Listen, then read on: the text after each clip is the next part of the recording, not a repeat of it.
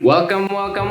Selamat datang di Swaspat YouTube channel bareng gue Zikri Zulfikar. Sebelumnya gue minta maaf kalau ada yang sepanjang video ini pusing ngeliatin background gue, polkadot. Ya, gue minta maaf karena ini gue terpaksa harus rekaman di sini karena gue lagi nggak di tempat biasanya dan gue ada hal yang harus gue sampaikan, jadi gue record sekarang juga. Tahun ini BPIPI atau Balai Pengembangan Industri Persepatuan Indonesia kembali mengadakan kompetisi di bidang alas kaki. Yang nama kompetisinya adalah Indonesia Footwear Creative Competition atau lebih dikenal dengan IFCC. Mungkin buat yang familiar dengan IFCC itu sudah tahu ya kalau kompetisi ini emang diadakan setiap tahunnya, dan tahun ini pun nggak ketinggalan, kita mengadakan kembali IFCC dengan tema besar Indonesia Melangkah. Jadi tema Indonesia Melangkah ini sebenarnya adalah bagian dari kampanye BPIPI yang terintegrasi dengan gerakan Bangga Buatan Indonesia dan juga hashtag semuanya ada di sini. Jadi ketiga hal tersebut menjadi sebuah rangkaian tema yang bakal kalian harus pahamin sepanjang kompetisi nanti. Kayak biasanya ya, kompetisi ini dibagi menjadi 3 kategori. Ada footwear design,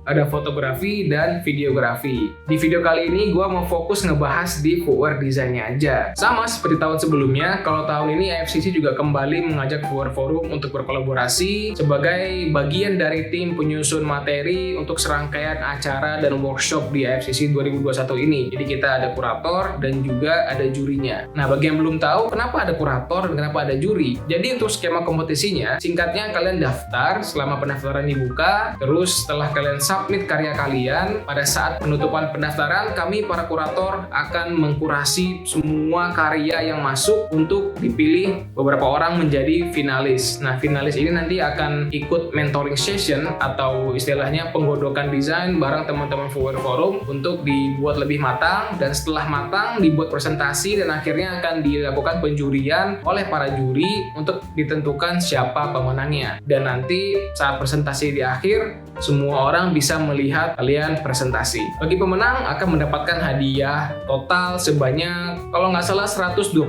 juta plus ada short course sama ada tools yang mendukung untuk kebutuhan atau keperluan skill desain kalian. Nah, tadi gue kan nge-mention tentang adanya kurasi dan ada penjurian. Berarti ada tim kurator dan ada tim juri. Jadi emang kalau udah yang familiar dengan tahun sebelumnya, ya kurang lebih sama lah. Tahun ini kita ada tim kurator 9 orang, 6 diantaranya adalah anggota dari Footwear Forum, 2-nya dari tim BPIPI. Dari Footwear Forum ada gua sendiri, lalu ada Mikael dari League, ada Hamzah dari Brodo, ada Billy dari Geoff Max, ada Iqbal Gifari dari League, dan juga ada Ari Ramadan dari Villa Indonesia. Jadi nanti dari ke-9 tim kurator tadi kita akan menilai, terus kita akan memilih siapa yang kira-kira cocok untuk masuk ke tahap selanjutnya, yaitu ke tahap mentoring session yang udah gue bilang sebelumnya. Pada tahap mentoring session, intinya adalah kalian peserta akan dibimbing oleh kami, teman-teman dari Footwear Forum, termasuk gua, untuk menggodok lagi desain kalian yang telah disubmit untuk dibuat menjadi siap production. Intinya seperti itu. Masalah market kita matangin lagi, mungkin sampai masalah technical package juga kita matangin lagi, mungkin juga sampai ke masalah packaging. Semua yang dibutuhkan untuk final presentation kalian di hadapan juri nanti itu akan kita bimbing bareng-bareng pada saat mentoring session. Intinya kalian nanti para finalis akan melakukan presentasi di depan banyak orang, dan itu adalah kesempatan kalian kalau mau mulai karir di industri,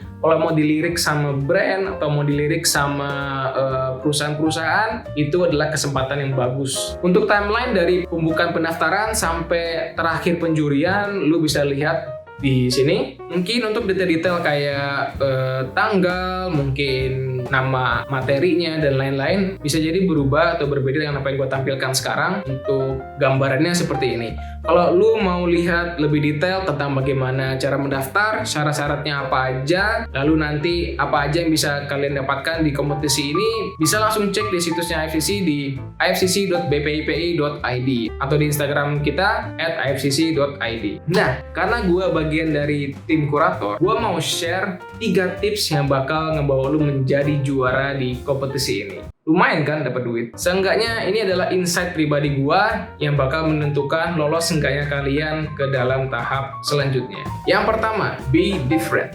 Ketika lu udah tahu nih temanya adalah Indonesia Melangkah, dan sebagai guideline buat kalian yang mungkin agak susah mencerna apa sih Indonesia Melangkah atau gimana pengaplikasiannya ke dalam desain, kami dari Tim Fower Forum memberikan guidelines atau design brief yang bisa lu pilih untuk memulai kira-kira lu bermain di area mana. 5 dari design brief atau guidelines yang bakal kita berikan kepada kalian berupa seperti ini. Bisa dibilang subtopik atau ya design brief yang lu bisa mulai ngambil kira-kira gua mau di area mana nih untuk memulai desain gua, atau gua di area mana nih yang bisa gua ulik secara konsep terus diterjemahkan ke dalam desain. Nah, ketika lu sudah tahu tema-tema apa aja yang bakal dibikin sama orang, lu harus mulai memikirkan kira-kira ide mainstream apa yang bakal dipilih orang-orang. Misalkan lu bakal bermain di area budaya, di culture. Gampangnya atau yang sering kita lihat ketika ada lomba yang berkaitan dengan budaya-budaya, selalu mengedepankan namanya kerajinan tangan, atau yang sering kita lihat itu batik. Lalu udah mulai paham nih, kayaknya bakal banyak orang yang bikin batik. Nah, cara lu gimana untuk membuat sesuatu yang di area yang sama, yaitu culture, tapi berbeda dari orang lain, sehingga ketika kita tim kurator melihat submission yang stand out, itu menjadi nilai plus buat kalian untuk dikonsider sebagai calon finalis. Atau lu mau bermain di area yang banyak orang pikirkan, kayak contoh batik tadi, seenggaknya lu bisa membuat eksekusinya berbeda dari yang lain. Kalau orang lain kebanyakan pada ambil batik terus ditempel ke dalam produk kayak gini misalkan, lu coba ngulik batik dari hal lain gitu. Mungkin lu sama-sama ngebahas batik, tapi lu bisa ngebahas batik dari sisi lain. Mungkin kayak dari mana bentuknya seperti ini, apakah warnanya sama semua batik, bahan yang dibuat untuk pewarna batik itu kayak gimana, pengrajinnya seperti apa. Banyak hal yang bisa lu ulik dari batik, sehingga nanti dalam pengaplikasiannya desain lu bisa outstanding dibanding orang lain dengan yang mempunyai konsep-konsep yang basic. Yang kedua, be original. Yang mungkin banyak yang bilang nggak ada di dunia ini yang original. Semua itu terinspirasi dari satu hal dan hal lainnya. Ya, yang gua maksud original adalah bagaimana lu membuat sesuatu yang belum pernah difikirkan oleh orang lain, dan itu menjadi ciri khas lu. Dalam karya lu terpapar karakter dari diri lu sendiri. Itu menjadi sebuah originalitas buat gua. Jadi daripada lu melihat yang sudah ada di market, terus lu ambil desain yang menurut lu oke, terus lu ganti desainnya sedikit, lu twist, setelah lu suka dengan bentuknya baru lu bikin story-nya, itu bakal mengurangi esensi dari konsep lu menurut gua. Karena kalau lu build dari output terus lu bikin narasinya, itu bakal kelihatan banget. Itu bakal, kami tim kurator bakal tahu kalau ini caranya ya dibalik. Nggak ada yang salah dengan cara seperti itu. Cuman ketika output dulu yang lu buat, baru lu mencari masalahnya, berarti nggak ada kesinambungan, nggak ada reason kenapa output ini keluar. Intinya kayak gitu. Kenapa gue bisa bilang kita sangat tahu? Karena kami desainer di industri suka melakukan seperti itu. Dan berkaitan dengan originalitas lu tadi, lu bisa mulai dari hal yang terdekat di sekitar lu. Jadi misalkan lu masih mengangkat masalah budaya, dan lu orang yang tumbuh besar di daerah Jawa misalkan, ya lu daripada mencari sebuah budaya yang jauh di sana, entah itu mungkin Kalimantan, Sulawesi, atau di Papua, ya lu bisa start dari budaya tempat lu tumbuh besar, sehingga effort lu akan semakin mudah. Lu sudah dapat basic datanya karena lu bagian dari budaya itu, dan lu bisa mencari permasalahan yang mungkin pernah lu hadapin selama lu hidup. Kalau enggak kan lu akan sulit, lu harus mencari responden, lu harus mengulik data-data yang basic lagi, belum ke data-data yang lebih mendalam, sehingga prosesnya akan semakin lebih panjang. Jadi saran gua, lu start dari hal yang terdekat. Yang ketiga, make a good presentation. Yang namanya submission, yang namanya karya yang diupload kepada kami, kalian kan enggak mempresentasikannya di depan kami ya, tim kurator. Jadi yang kita lihat adalah yang kalian kirim. Jadi saran gua, buatlah layouting yang semenarik mungkin, seinformatif mungkin, dan sedetail mungkin. Karena gua ngelihat dari tahun sebelumnya, pasti banyak yang membuat submission itu mungkin dengan ukuran kertas A4 atau A3, gambar produknya cuma satu, mungkin di pojok atau di tengah. Sisanya adalah kalimat-kalimat yang menceritakan story kalian. Yap, literally bercerita. Jadi banyak paragraf lah, banyak kalimat, yang mana gue sendiri ya, gue nggak akan melihat itu sebagai bentuk komunikasi yang baik, dan gue tidak akan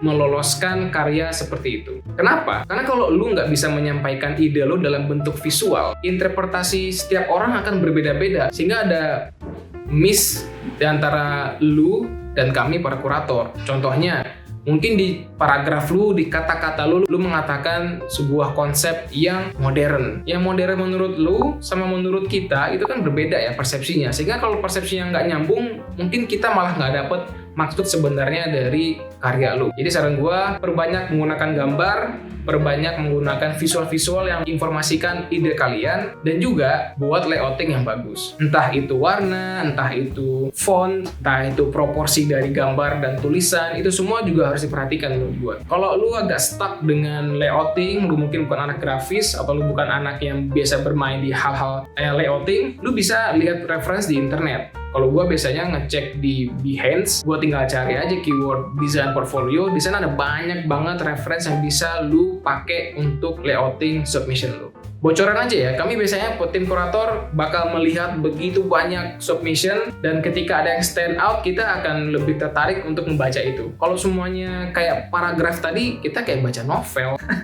Gua sendiri males ngebacanya. Jadi ya buat gua lebih suka yang presentasinya menarik dan informatif. Bonus tips, ini sebenarnya adalah sesuatu yang gue pelajarin sejak dulu.